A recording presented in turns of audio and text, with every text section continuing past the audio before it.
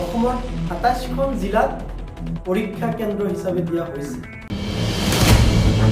সংখ্যালঘু অধ্যুষিত অঞ্চল হোৱা বাবে ৬খন জিলাত পৰীক্ষা কেন্দ্ৰ দিয়া নাই। নমস্কাৰ, আপোনালোক সকলোৱে নিশ্চয়কৈ অৱগত আজি অসম চৰকাৰৰ শিক্ষা বিভাগৰ দ্বাৰা টেট পৰীক্ষা অনুষ্ঠিত সম্পৰ্কীয় এক জাননী প্ৰকাশ কৰা হৈছে।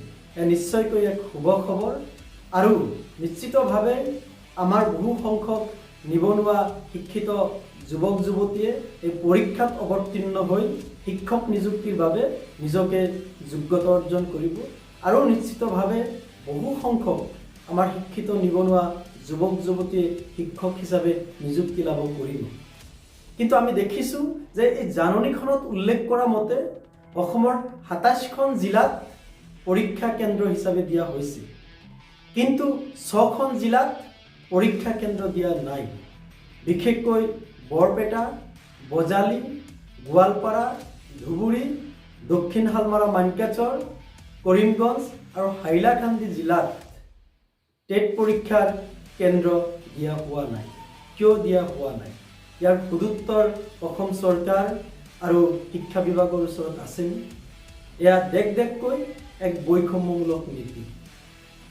এই অঞ্চলবোৰ মূলতঃ সংখ্যালঘু অধ্যুষিত অঞ্চল হোৱা বাবে এই চৰকাৰখনে পৰিকল্পিতভাৱে এনেকুৱা ধৰণৰ বৈষম্যমূলক নীতি আচলতে গ্ৰহণ কৰিলে নেকি, সেই প্ৰশ্ন কিন্তু মনলৈ আহিছে।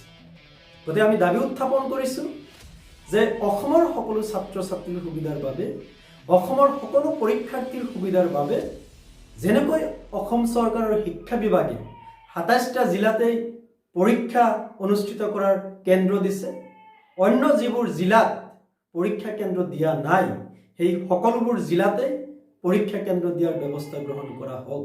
অৰ্থাৎ অসমৰ প্ৰতিটো জিলাতে পৰীক্ষাৰ্থীসকলৰ সুবিধাৰ কাৰণে পৰীক্ষা কেন্দ্ৰ দিয়া হওক।